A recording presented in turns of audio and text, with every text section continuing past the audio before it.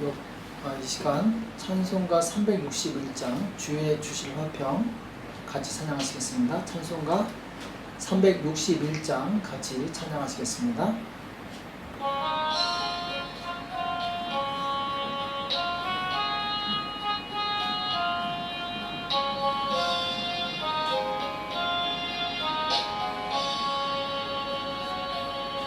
주의 주실 화평 믿음 얻기 위해 너는 정성껏 기도했나. 주의 제단 앞에 모두 바치기 전 복을 받을 줄 생각마라. 주의 제단에 산제사 드린 후에 주 내 맘을 주장하여 주의 뜻을 따라 그와 동행하며 영생 복락을 누리겠네. 주의 밝은 빛에 항상 활동하며 선한 사업을 힘쓰겠나. 자유 얻으려면 주의 뜻을 쫓아 너의 모든 것 희생하라. 주의 제단에 산제사 드린 후에 주 내 맘을 주장하여 주의 따라 그와 동행하며 영생 복락을 누리겠네. 주의 제단 앞에 모두 바친 후에 주와 온전히 사귀겠네. 주의 주신 기쁨 또한 그의 사랑 어찌 말로 다 형용하랴. 주의 제단에 산제사 드린 후에 주 내 맘을 주장하여 주의 뜻을 따라 그와 동행하며 영생 복락을 누리겠네. 이 시간 다 같이 기도하시겠습니다. 살아계신 하나님 아버지, 이 새벽에 저희들을 불러주시고 하나님 앞에 나올 수 있도록 은혜 주심을 감사합니다. 이번 한 주간도 주님의 은혜 가운데, 주님 평안한 가운데 살 수 있도록 은혜 주심을 감사합니다. 앞으로 모든 삶도 주님께서 축원하시고 지켜주셔서 주님 이 어려운 시기 주님 한 사람도 감염되지 않게 도와주시옵시고 우리 모두가 건강하게 신앙생활 잘할 수 있도록 주님 우리를 붙들어 주시옵소서. 날마다 우리에게 말씀하여 주시옵시고 말씀을 깨닫는 은혜를 주셔서 말씀대로 살 수 있도록 우리를 도와주시옵소서. 이 시간 주께서 함께 해주실 것을 믿고 감사하며 예수님의 이름으로 간절히 기도합나이다. 아멘. 이 시간 하나님의 말씀 역대하 21장 2절에서 4절 말씀 보겠습니다. 역대하 21장 2절에서 4절까지 말씀을 같이 한 목소리로 합독하도록 하겠습니다. 역대하 21장 2절에서 4절입니다. 같이 읽겠습니다. 시작. 여호사밧의 아들 여호람의 아우 아사랴와 여히엘과 스가랴와 아사랴와 미가엘과 스바다는 다 유다왕 여호사밧의 아들이라. 그 부친이 저희에게는 은금과 보물과 유다 견고한 성읍들을 선물로 후히 주었고 여호람은 장자인 고로 왕위를 주었더니 요람이 그 부친의 위에 올라 세력을 얻은 후에 그 모든 아우와 이스라엘 방백 중 몇 사람을 칼로 죽였더라. 아멘. 깨닫는 자의 축복, 깨닫는 자의 축복이란 제목으로 같이 말씀을 나누겠습니다. 자, 사람의 인격을 어디서 알아볼 수 있는가? 사람의 인격은 바로 은혜를 알고 갚을 줄 아는 데서 알아볼 수 있습니다. 오늘 이 여호람은 여호사밧의 장자로 그 왕위를 물려받게 되죠. 오늘 2절에 보면은 여호사밧의 아들들이 쭉 나오는데, 자, 이 아들들에게 아버지가 후하게 재산을 많이 남겨주고, 그리고 특히 이제 여호람은 장자이기 때문에 왕위를 물려주었는데, 자, 안타깝게도 이 여호람은 이 은혜를 망각합니다. 자기가 왕이 되는 놀라운 축복을 받았는데도, 자, 이 은혜를 망각하고 자기 아우들, 이 형제들을 다 죽이게 되죠. 이게 보면은 형제들을 다 죽이고, 그리고 이 이스라엘 방백 중 몇 사람을 칼로 죽였더라. 그러니까 신하들도 칼로 죽이고, 참 성격이 굉장히 포악했던 사람 같습니다. 어떻게 자기 형제를 죽일 수 있는지. 자, 이 사람은 은혜를 모르는 사람이었어요. 아버지께서 자기에게 왕이라는 정말 엄청난 특권을 물려주셨는데 그 은혜에 감사할 줄 모르고 자기 형제들을 죽이는 이런 아주 끔찍한 행동을 한 것이죠. 자, 은혜를 모르는 사람, 이 사람은 벌써 인격이 잘못된 것입니다. 진정한 인격은 은혜를 알고 은혜에 보답할 줄 아는 것이죠. 자, 사울왕도 이스라엘 12지파 중에 가장 작은 베냐민 지파 출신이 스스로 다 알고 있습니다. 그 작은 지파 중에 별 볼 일 없는 집안에서 나를 선택해 준 것에 대해서 처음엔 정말 감사합니다. 은혜죠. 자, 그런데 그가 왕이 되고 세력을 얻으니까 교만해집니다. 그래서 자기 왕위를 함부로 사용하게 돼요. 자기 이익을 취하는데 쓰게 되는 것이죠. 벌써 거기서부터 은혜 감사할 줄 모르기 때문에 그런 교만한 행동을 하게 됩니다. 우리는 항상 이 감사하는 마음을 가져야 됩니다. 왜냐하면 우리는 은혜를 받은 사람이기 때문에 예수 그리스도께서 우리를 위해서 십자가에서 죽으시고 그 흘리신 피로 우리의 모든 죄악을 씻어주셨습니다. 그리고 부활하심으로 영원한 하나님의 나라를 유업으로 우리에게 남겨주셨어요. 자, 이것만 해도 정말 우리는 말할 수 없는 특권을 받은 사람이에요. 엄청난 축복을 받은 사람이죠. 자, 그렇다면 우리는 이 은혜에 감사할 줄 알고 평생 하나님의 은혜에 감사하면서 하나님의 이 뜻에 보답하는 삶을 살아야 되겠죠. 그래서 나 같은 죄인 살리신, 자, 우리 존 뉴튼이라는 사람이 지었죠. 이 사람은 원래 영국의 노예 상인이었습니다. 많은 이 아프리카 노예들을 배에 실어서 유럽에 갖다 파는 아주 정말 포악한 사람이었고, 정말 인간적으로는 말할 수 없는 그런 이제 악한 사람이었죠. 자, 그런데 그가 큰 풍랑을 만나서 거의 죽을 지경에 됩니다. 그때 비로소 하나님 앞에, 하나님 나를 지금 살려주신다면 내 평생 이 은혜에 보답하는 삶을 살겠습니다. 그렇게 간절히 기도했는데 정말 신기하게 그토록 무섭던 풍랑이 가라앉고 이 사람은 구원을 얻게 돼요.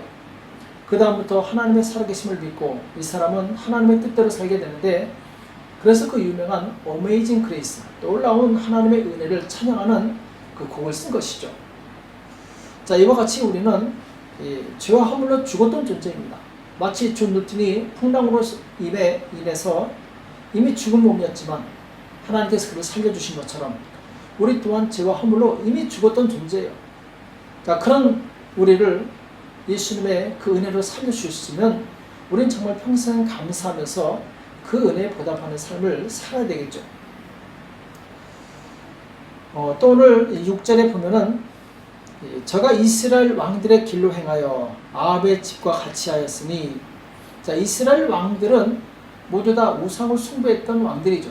한 사람도 온전한 왕이 없었어요. 그 중에 이제 아합 집안이 가장 문제가 많았는데, 이는 아합의 딸이 그 아내가 되었습니다. 아합의 딸이 그 아내가 되었다. 그 여호사밧의 아들 여호람의 부인이 곧 아합의 딸 아달랴였죠. 그가 이 악인의 집안에 있으니까 여기 영향을 받습니다. 사람은 환경에 영향을 받는 존재죠. 그래서 맹모 삼천집이라는 말이 나옵니다. 이게 뭐냐면은 이 맹자의 어머니가 3번을 이사하게 됩니다. 왜냐하면은 처음에 살았던 데가 묘지가 있는 동네였어요. 그러니까 애가 밖에 나갔다 오면 맨날 구슬을 하는 거예요. 상여 노래를 부릅니다. 그래서 다른 데로 이사 갔는데 시장터였죠. 갔더니 또 이제 장사들이 상인들이 장사하는 것을 흉내내요. 그래서 안 되겠다 싶어서 또 이사를 갑니다. 이번에는 이제 서당에 가까운 곳에 이사를 가게 됩니다. 그제서야 맹자가 열심히 공부하게 됩니다. 사람은 이처럼 이 환경에 영향을 받는 존재예요. 오늘 여호람이 주변에 가족이 다 우상 숭배하니까 자기도 그 영향을 받아서 우상 숭배합니다. 그래서 사람은 누구를 만나느냐 이거에 따라서 인생이 달라지게 됩니다. 하나님을 경외하고 하나님 뜻대로 사는 사람을 만나면 나도 그렇게 거룩한 사람이 돼요.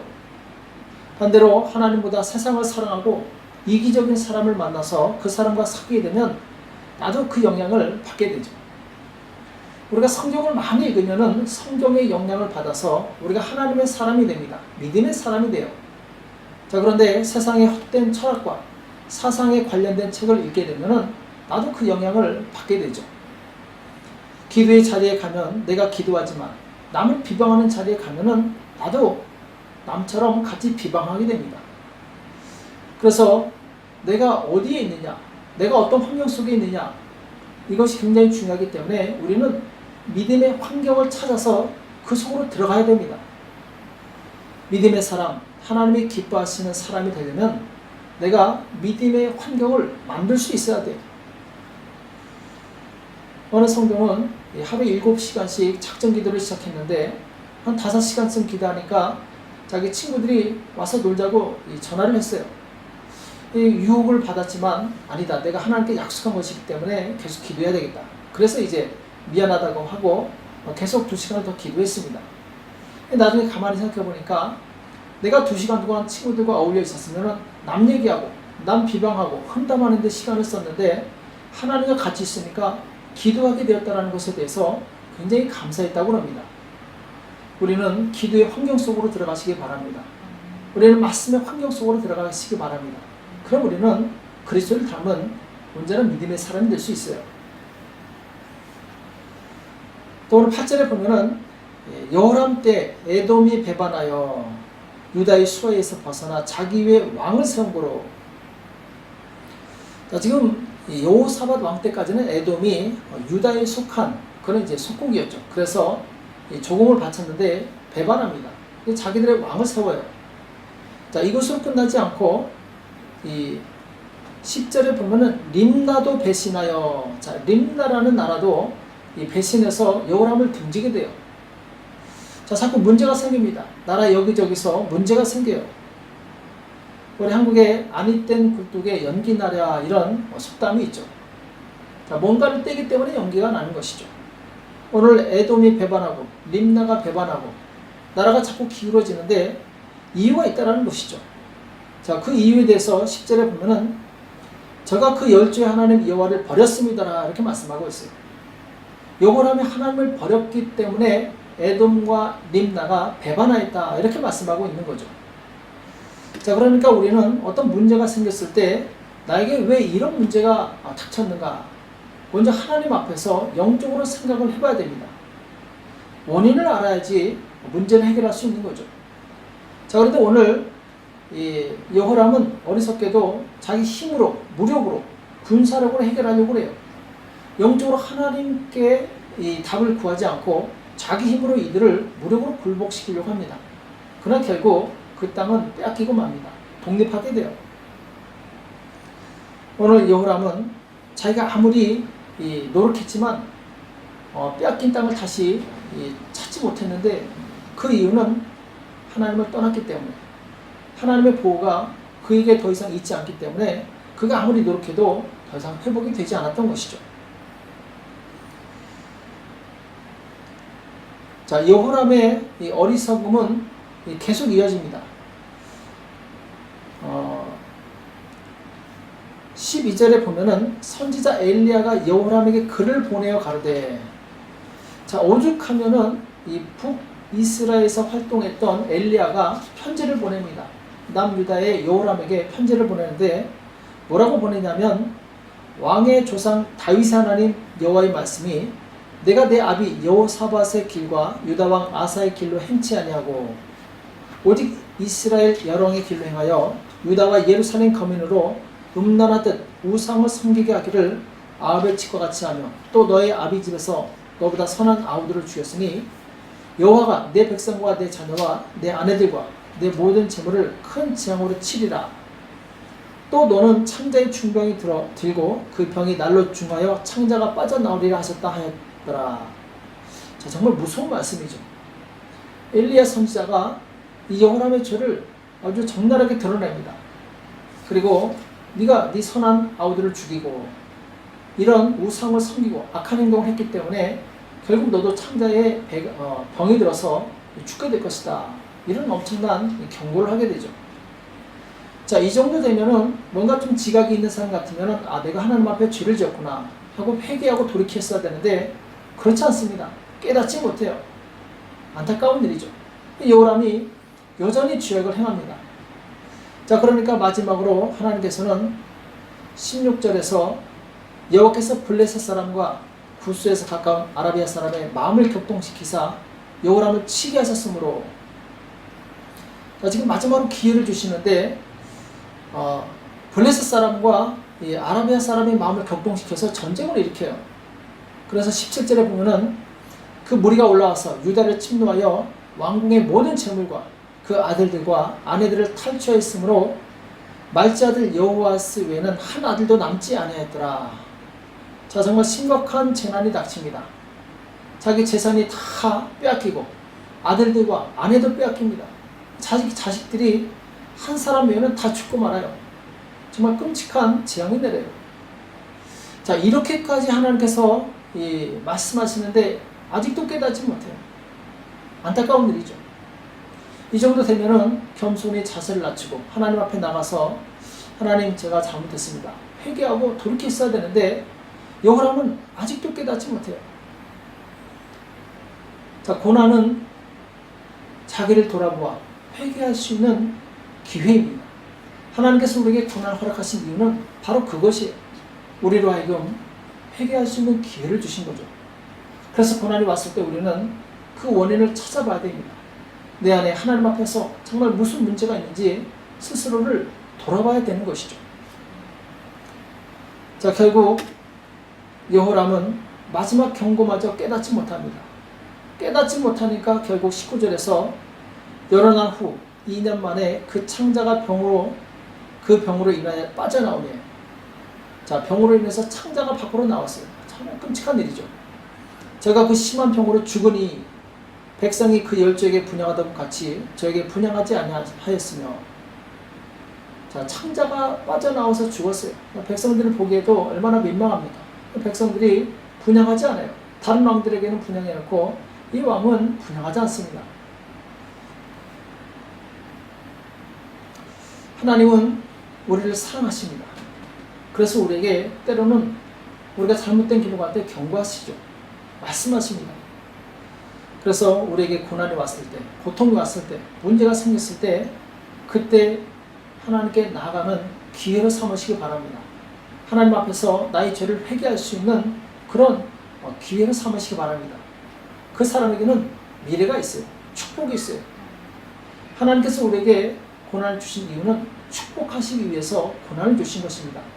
왜냐하면 깨끗하고 온전한 그릇에 축복을 담아야지 그 축복이 축복받기 때문에. 오늘 여호람은 안타깝게도 하나님께서 정말 그 영혼을 사랑해서 여러 가지로 말씀하시고 경고하시고 때로는 채찍으로 아프게 때리셨는데도 불구하고 깨닫지 못해서 멸망의 길로 가게 됩니다. 우리는 지금 이 팬데믹 시대 사람들과 많이 만나지 못하지만 이 시기에 자신을 많이 돌아보는 그 시간으로 삼길 축복합니다. 지금은 외부에 나가서 움직일 때가 아니라 내부에서 바로 자기 자신을 살피면서 회개할 시간이에요. 팬데믹 기간에 좋아진 것이 있다고 하죠. 뭐냐면은 공기가 맑아지고 그리고 이 물이 깨끗해져서 물고기가 다시 돌아온다고 합니다. 그동안 우리는 얼마나 많은 과소비를 하고 그리고 불필요하게 낭비하고 살았습니까? 이제 우리는 모든 것을 절제하면서 이제 하나님 앞에서 우리가 영적으로 또 마음적으로 정리해야 될 것이 무엇인지 돌아보는 시간을 가져야 될 줄을 믿습니다. 그래서 내 자신을 살펴서 내 안에 있는 죄와 모든 쓴뿌리들 예수님의 보혈로 깨끗이 씻으시고 거룩하게 되어서 하나님께서 주실 그 놀라운 축복을 받아들이는 저와 여러분 되시길 예수님의 이름으로 축복합니다. 기도하겠습니다. 살아계신 하나님 아버지, 오늘 우리에게 말씀하여 주심에 감사합니다. 여호람이 정말 하나님의 복을 많이 받았지만 그 은혜를 깨닫지 못하고 그가 우상을 섬기고 하나님을 떠남으로 결국 그 마지막이 인생이 너무나도 처참하게 끝난 것을 우리가 교훈 삼게 도와주시옵시고 하나님께서 우리에게 베푸신 그 놀라운 은혜를 우리가 기억하게 도와주시옵시고 늘 감사하게 도와주시오며 주님, 고난이 왔을 때 원망하기보다는 내 죄를 깨닫고 하나님께 나가는 그런 기회를 삼을 수 있도록 우리를 붙들어 주시옵소서. 이 새벽에 기도할 때 하나님 하늘문을 열어 주시옵시고 우리의 모든 기도가 주는 법에 상달될 수 있도록 역사하여 주시옵소서. 감사하며 예수님의 이름으로 간절히 기도합나이다. 아멘. 오늘 말씀 기억하시면서 하나님, 내가 정말 깨끗하고 정결한 그리스도여서 하나님께서 주시는 축복의 사람 될 수 있도록 도와달라고 나라와 민족을 위해서 교회와 가정을 위해서 자녀를 위해서 이 시간 합심해서 간절히 기도하겠습니다. 기도하겠습니다.